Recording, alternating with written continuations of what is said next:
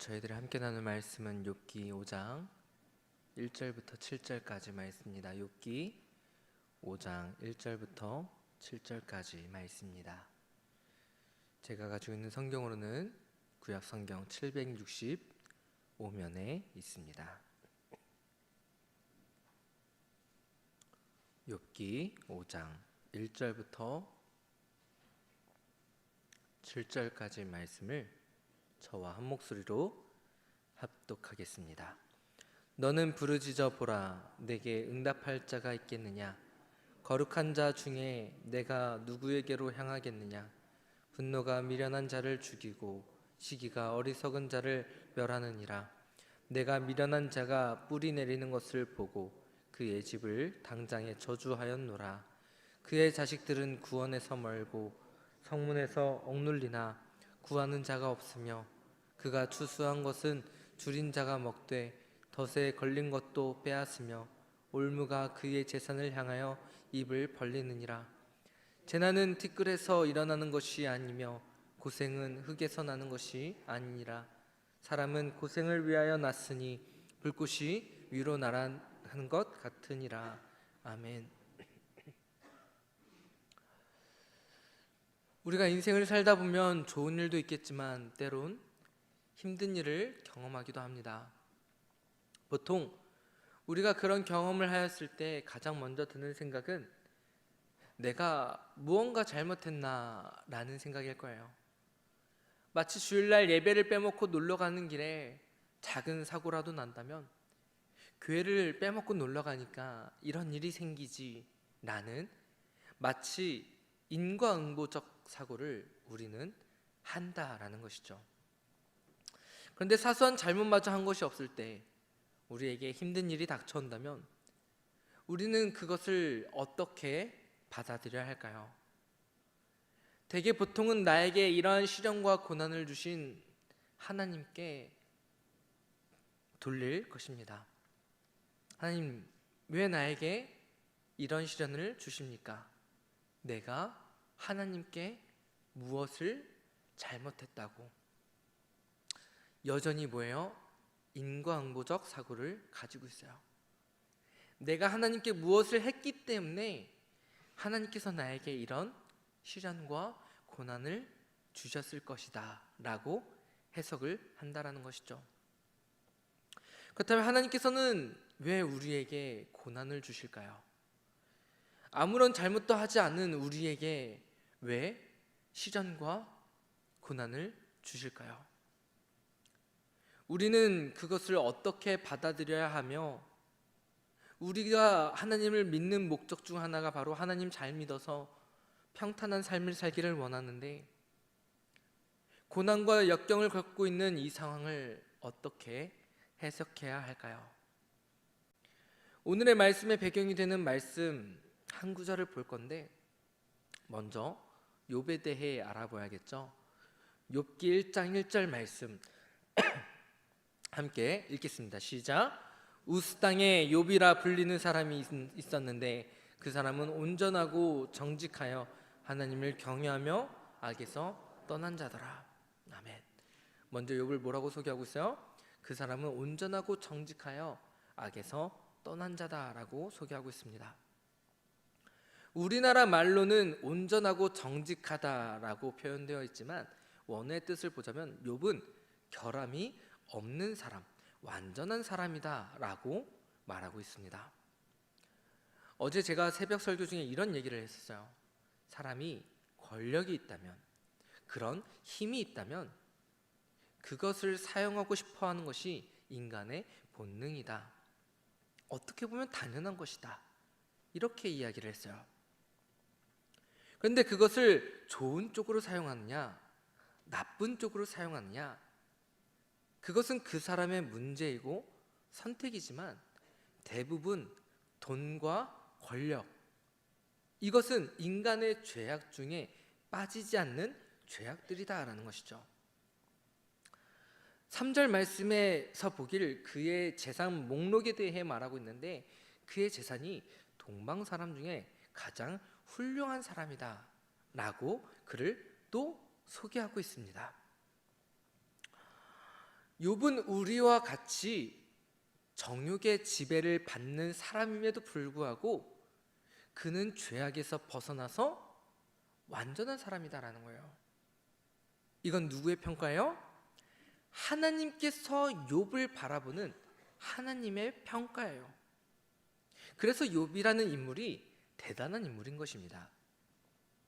그 많은 재물이 있음에도 불구하고, 명성이 있음에도 불구하고, 자고로 돈이 있으면 또 권력도 뒤따라온다고 그만한 힘이 있었음에도 불구하고 그는 그의 부유함을 통하여서 하나님의 영광이 되었고, 하나님께서 그런 그를 평가하길 흠없는 자, 완전한 자, 악에서 떠난 자다 라고 소개하고 있다는 것이죠.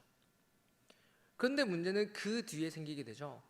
사탄이 하나님 앞에 서서 말하길 하나님께서 그에게 많은 축복을 주셨기 때문에 그가 하나님을 경외하는 것입니다.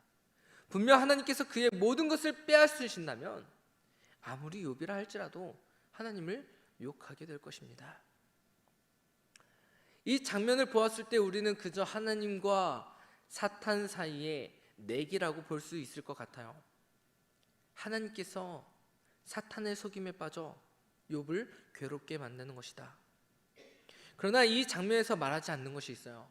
그것은 바로 하나님께서 마귀의 속임에 빠진 것이 아니라 욥에게 시련을 주신 까닭은, 우리에게 이런 시련을 주시는 까닭은 우리를 믿고 신뢰하기 때문에 고난을 주시는 것이고, 또한 이것이 결코 인과응보적 사고가 아니다라는 거예요. 무언가 앞뒤가 안 맞는 것 같죠? 우리를 신뢰하기 때문에 하나님께서 우리에게 고난을 허락해 주신 거래요. 말씀을 계속해서 보면 하나님께서 허락하시자 마귀가 움직입니다. 하루아침에 욥의 가정이 풍비박산이 나요. 욥에게 있는 자녀가 모두 잃게 되고 전 재산을 잃었을 뿐 아니라 그 역시 온몸에 종기가 나서 질그릇 조각으로 자신의 몸을 긁고 있는 실내로 전락해버렸어요. 이제 그의 모습은 더 이상 동방에서 가장 훌륭한 자의 모습이 아니라 가장 볼품없는 자로 전락해버리고 맙니다. 그에게 있어서 이런 불행은 자살하기에 합당했지만 그는 자살하지 않습니다. 그런데 그의 불행은 여기서 끝나나요? 욥의 아내가 말하죠. 차라리 하나님을 욕하고 죽으라고. 그런 욥의 모습을 바라보는 친구, 오늘의 말씀에 나오는 엘리바스는 어때요? 그에게 조언한답치고 하는 말이, 너가 지금 이 고난을 당하는 까닭은 바로 너의 죄 때문이다라는 거예요. 하나님의 징계를 너가 경히 여기지 말고 하나님께 회개해라라는 거예요. 결국 뭐예요? 하나님께서 주시는 고난은 결국 너의 죄 때문이다라는 거예요. 지금 욥이 받고 있는 고통은 어때요? 육신의 아픔뿐만 아니라, 고통뿐만 아니라 친구들로 인하여서, 그의 아내로 인하여서 마음의 고통까지도 동반되어져 가고 있어요. 나에게 있어서 가장 큰 힘이 되어주고 내 편이 되어줄 아내에게는 죽으라는 소리를 듣고 있고, 친구에게 들은 조언이 이 모든 원인이 바로 너 때문이래요. 오늘 우리가 읽은 말씀 1절 말씀 보면, 너는 부르짖어 보라. 내가 내게 응답할 자가 있겠느냐? 거룩한 자 중에 내가 누구에게로 향하겠느냐? 라고 말하고 있어요. 너가 아무리 하나님께 기도한들 너의 죄 때문에 하나님께서는 더 이상 너의 기도를 듣지 않는다라는 거예요. 우리의 상황 역시 마찬가지 아닙니까? 내 주위에 아무것도 남아있지 않았을 때에, 내 삶은 지치고 내 환경은 온통 고난만이 남아있을 때에 기도를 해도 하나님마저 내 기도를 들으시는 것 같지 않았을 때에, 하나님께서 딱 한마디, 너가 고생이 많다, 힘들지? 내가 다 해결해 줄게, 나만 믿어. 이 한마디만 나에게 해준다면 그 어떤 힘듦과 고난이 있어도 이겨낼 수 있을 것 같은데, 그동안 받은 상처들이 녹아내릴 것 같은데, 하나님께서는 우리의 기도에 침묵하고 계신다라는 거예요. 그런 하나님이 여전히 불만이십니까? 하나님께서 침묵하시는 이유가 무엇일까요? 하나님께서는 그 시간들을 통하여서 나의 정직한 마음, 내 진실한 마음, 내 스스로도 몰랐던 믿음을 다시 한번 확인해 보라는 거예요. 이스라엘 백성들이 출애굽할 당시 홍해에서 벗어날 때에 어쩌면 이스라엘 백성들에게 있어서 하나님을 향한 신뢰가 극에 다다랐을 거예요. 우리는 죽었다라고 생각하였겠지만 하나님께서 정말 극적으로 말도 안 되는 그 사건들을 통해서 그들을 구원해 주셨고, 그들 스스로가 그것을 경험하였잖아요. 그들 스스로 속으로 이렇게 다짐했을 것입니다. 이제 하나님의 말씀이라면 어떤 말이라도 순종할 테야. 하나님을 믿어야지. 그런데 그런 경험을 했음에도 불구하고 그렇게 신앙이 좋을 것 같았던 그들이 어떤 일을 저지릅니까? 모세가 시내산에서 하나님의 말씀을 받으러 잠깐 그 올라간 사이에 그들이 하나님의 침묵을 견디지 못하고 금송아지를 만들고 그 앞에 절을 했어요. 그들은 직접 하나님을 경험하였음에도 불구하고 잠깐의 하나님의 침묵을 견디지 못하고 본인들의 진짜 믿음을 보여주었다는 거예요. 하나님의 침묵은 내 진실된 믿음을 보여줍니다. 겉으로 보여졌을 때 정말 신실해 보이고 완전해 보일 것 같았던 그 내 믿음이 욥처럼 내게 주신 것들 다 가지고 가고 내 주위에 아무것도 남지 않고 아무리 기도하는들 응답이 이루어지지 않고 상황이 계속해서 나빠져 갈 때에 하나님의 침묵이 우리의 믿음이, 우리의 진짜 믿음이 보여진다라는 거예요. 하나님의 침묵에는 또한 무엇이 담겨 있냐면, 그럼에도 불구하고 우리가 그것을 극복할 것이라는 우리를 향한 하나님의 신뢰와 믿음이 담겨져 있다는 거예요. 하나님의 소망, 염원이 담겨 있다는 거예요. 그렇기 때문에 하나님께서는 우리에게 고난을 주시는 것입니다. 그러한 신뢰가 없다면 우리에게 고난을 왜 주셨겠어요? 금방 넘어져서 우리가 하나님을 떠나고 말 텐데. 하나님은 우리가 감당할 수 있을 만한 시험과 고난을 주신다라고 하시잖아요. 사탄에게 말하길 너가 욥의 60만을 건들지 말라는 의미가 바로 이것입니다. 그가 가진 것들 다 빼앗아도 되지만 그가 감당할 수 있는 시험을 허락하노라. 2019년에 다큐멘터리 영화가 하나 개봉한 것이 있는데 그 영화의 제목이 바로 무엇이냐면 교회 오빠라는 제목이에요. 아마 들어보신 분도 계실 거고 또 직접 보신 분도 계실 거예요. 안양제일교회 어느 한 집사 부부를 다룬 영화인데, 내용인즉슨 딸을 출산하고 산후조리원에서 나오는데 남편이 사기, 대장암에 걸렸다라는 소식을 듣게 돼요. 그런데 그 암에 걸렸다는 소식에 어머니가 우울증으로 자살을 하게 됩니다. 어찌어찌 힘겹게 항암 치료가 끝난 지 일주일이 채 되지 않았는데 아내는 사기, 혈액암에 걸렸대요. 남편은 암의 전이가 심각해져서 죽음을 받아들일 수밖에 없는 상황에 처하게 됩니다. 저는 이거를 영화관에서 봤는데 보면서 참 많은 생각을 하게 되었어요. 과연 하나님께서는 우리에게 감당할 수 있는 시험을 허락하는 것이 맞는 것인가? 저는 감당하지 못할 것 같았던 그 고난을, 그 현실을 그 부부는 감당하고 있더라고요.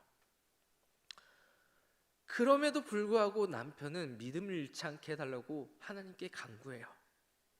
그런데 결국은 남편이 죽게 됩니다. 이 설교를 준비를 하면서 그 영화가 떠올라서 최근 근황이 어떻게 됐나 싶어서 찾아봤더니 아내는 그럼에도 불구하고 여전히 하나님을 잘 믿었고 딸을 키우면서 잘 살고 있어요. 뭐예요? 그 부부에게는 그 역경이, 그 힘듦이 감당할 수 있는 시험인 거예요. 우리는 하나님께서 그 현실을 주신 그 하나님을 이해하지 못하겠죠. 여전히 우리는 그 현실을 놓고 보았을 때 대체 그 속에서 하나님의 뜻이 무엇인지 알 수 없어요. 그러나 그 부부는 알겠죠. 그들을 향한 하나님의 뜻을. 천국에 간 남편 집사님은 그제서야 왜 나에게 이러한 고난을 주셨는지 깨달았을 거예요. 하나님께서는 우리에게 여전히 알 수 없는 시련과 역경을 주십니다. 우리가 마음 잡아서 우리가 이런 고난을 이겨내려고 할 때에 우리의 주위에는 우리가 믿음을 잃게끔 흔들어 놓는 존재 역시 있습니다. 계속해서 엘리바스가 욥의 믿음을 흔들어 놔요. 2절부터 8절까지 말씀 보면 고난의 원인은 분명 그에 맞는 타당한 이유가 있다라는 거예요. 그런데 그 이유가 바로 죄 때문이다라는 것이죠. 그 죄가 무엇인지, 무엇이 하나님을 화나게 만들었는지, 너가 잊고 있었던 죄가 분명히 있을 텐데 너가 그것을 돌아보고 하나님께 구하라는 거예요. 자기 성찰하는 것, 자기의 신앙을 돌아보는 것 중요합니다. 죄가 있어서 하나님께 징계를 받는다면 엘리바스의 말은 타당한 조언이에요. 맞는 거예요. 훗날 이스라엘 백성들이 멸망한 까닭, 고통을 당한 까닭이 뭐예요? 그들이 하나님께로부터 자신들이 지은 죄 때문에 이스라엘이 멸망당한 거 아니겠어요? 그들이 현재 겪고 있는 고난을 돌아보지 않고 자기 반성이 없다면 하나님께서 그들을 고난에서 풀어주신다 한들 그들은 여전히 그들의 문제점을 모르고 또 똑같은 죄를 반복해서 짓게 될 거예요.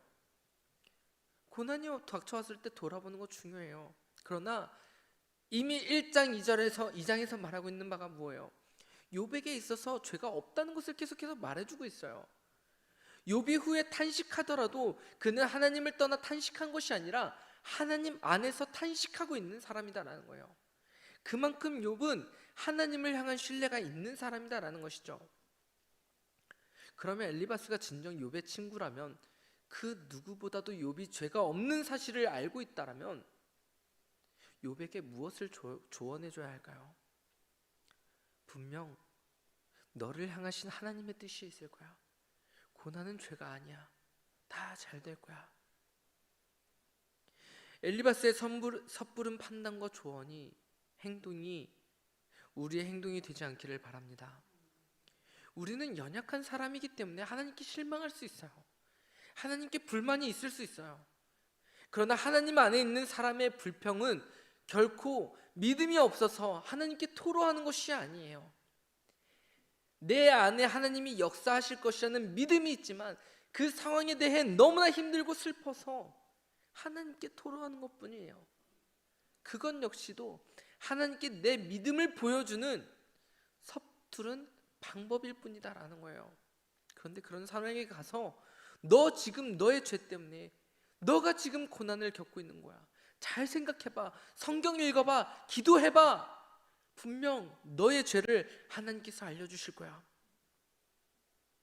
너무나 무책임한 말 아닙니까? 엘리바스가 8절 말씀에 나 같으면 이라고 말하기는 쉽지만 사실 우리에게 막상 그 시련이 임하게 된다면 엘리바스가 말했던 것처럼 행하는 것은 결코 쉽지 않은 일일 거예요.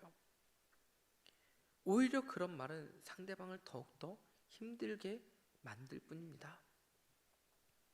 힘들어하는 사람이 있다면 다독여주고 기도해주고 그가 고난을 이겨낼 수 있도록, 그 고난이 결코 잘못으로 인한 것이 아니라 하나님의 뜻이 있음을, 하나님을 향한 믿음이 혹여나 잃지 않도록 우리는 그를 위해 힘써야 되는 것이 당연한 것 아니겠습니까? 그저 넋놓고 바라보고 질타하고 책망하는 것, 그것이 진정 하나님께서 원하시는 것이 아니다라는 것이죠. 사랑하는 성도님들, 이 세상에서 고난을 당하지 않는 사람은 아무도 없습니다. 어떤 사람들은 자신의 죄 때문에 고난을 당하기도 해요. 그러나 어떤 사람들은 아무런 죄가 없어도 고난을 당하기도 합니다. 마치 요한복음 9장에 나오는 날 때부터 맹인인 사람 보세요. 장애로 태어나는 사람들은 누구의 죄 때문입니까? 그의 죄 때문입니까? 아니면 부모의 죄 때문에 장애로 태어났다라고 분명하게 말할 수 있겠습니까? 제자들이 예수님께 누구의 죄 때문에 저 사람이 맹인인 것입니까? 라고 물을 때 뭐라고 말씀하세요? 그에게서 하나님이 하시는 일을 나타내고자 하심이라 라고 말씀하시잖아요. 욥의 고난은 죄 때문이 아니다라고 이미 말하고 있어요. 성경을 통해서 우리는 이미 알고 있기 때문에 욥의 고난이 하나님께서 허락하신 시험, 하나님을 나타내고자 하는 일이라는 것을 우리는 알고 있지만, 우리가 다른 사람들을 볼 때에 누가 죄 때문에 고난을 당하는지, 누가 죄가 없음에도 불구하고 고난을 당하는지 알지 못한다라는 것이죠. 그러나 분명한 사실은 모든 고난은 인과응보에서 비롯된 것이 아니라 고난은 하나님의 섭리 안에 있음을 우리는 깨달아야 할 것입니다. 그런 하나님의 뜻과 섭리를 우리는 다 알 수는 없어요. 그렇기 때문에 우리는 기도할 뿐입니다. 하나님의 뜻이 이루어지기를, 하나님께서 이 고난을 통하여서 말씀하고자 하는 것이 무엇인지를. 현재 어려움을 겪고 있으신 성도님들 계십니까? 그것이 내 죄 때문이라고 한다면 엘리바스의 말처럼 하나님께 자복하며 눈물 흘리며 기도하시기 바랍니다. 내 죄를 용서해 달라고. 그러나 내가 죄가 없음에도 불구하고 어려움을 겪고 있으시다면, 너무나 힘든 상황에 처했다면 분명 그 고난을 통하여서 하나님은 여러분을 향한 계획이 분명히 있으실 것입니다. 그리고 그 고난의 여정 속에서 하나님의 계획을 이루어 가실 것입니다. 지금 당장은 하나님의 뜻이 무엇인지 몰라도 훗날 돌아보았을 때 나에게 왜 이러한 고난을 주셨는지 깨닫게 될 거예요. 그저 우리는 하나님을 향한 믿음을 잃지 않도록 묵묵히 기도해야 되는 것입니다. 그랬을 때 어떤 결과가 찾아와요?